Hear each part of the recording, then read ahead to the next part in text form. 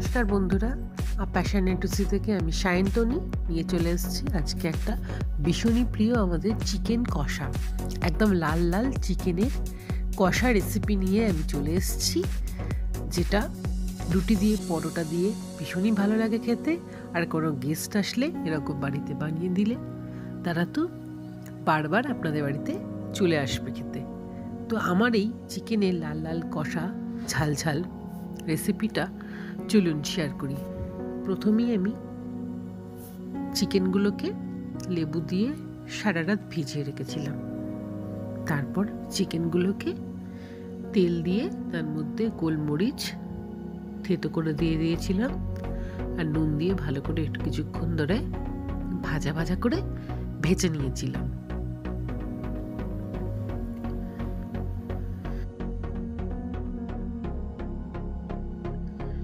বেশ কিছুক্ষণ ভাজার পর আমি এর মধ্যে আদা রসুনের বাটা দিয়ে দিয়েছিলাম।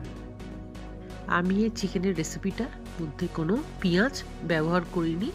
এটা ভীষণই চটজলদি একটা চিকেনের ঝাল ঝাল চিকেন কষা রেসিপি, যেটা অবশ্যই খেয়ে দেখবেন, খুবই ভালো খেতে হয় এটা। এর মধ্যে আমি মিট মশলা আর বাড়িতে গরম মশলা পাউডার আমি বানিয়েছিলাম, সেটা দিয়ে দিয়েছিলাম।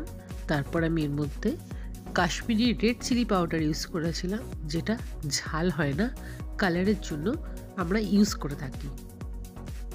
এটা দিয়ে ভালো করে আমি কষিয়ে নিয়েছিলাম। বেশ অনেকক্ষণ ধরেই মশলাটার সঙ্গে কষিয়ে নিতে হবে।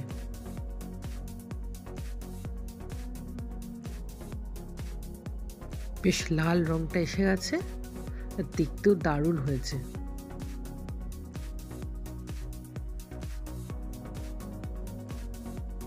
তারপর আমি 10 মিনিট কষানোর পর আমি এর মধ্যে ফ্রেশ ক্রিম দিয়ে দিয়েছিলাম।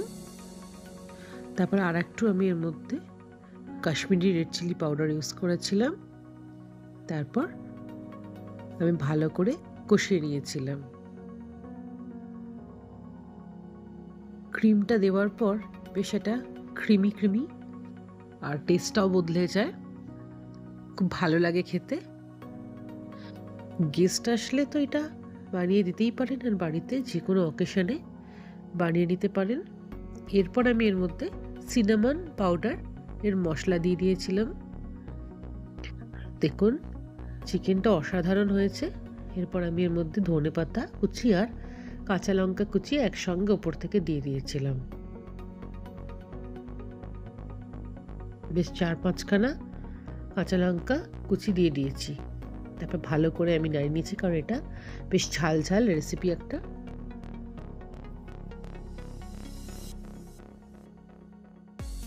মাংস থেকে অনেকটা তেলও বেরিয়ে গেছে। এর মধ্যে আমি কোনো এক্সট্রা করে জল ব্যবহার করিনি। দেখুন বেশ কষা কষা হয়ে গেছে আমার চিকেনটা, ভীষণই ভাল লাগছে দেখতে। এবার আমি কিছুক্ষণ রেখে দিয়েছিলাম। দেখুন কালারটা দেখুন, অসাধারণ হয়েছিল খেতে। আর 20 মিনিটের মধ্যে চিকেনটা আমি বানিয়ে ফেলেছিলাম। এবার আমি চিকেনটা ভাতের সঙ্গে সার্ভ করব। এটা যারা মনে করবেন ভাতের সঙ্গে খাবেন, খেতে পারেন। এটা আমি ভাতের সঙ্গে ট্রাই করেছিলাম, দারুণ লেগেছিল। তারপর আমি একটু মেখে দেখিয়ে দিচ্ছি।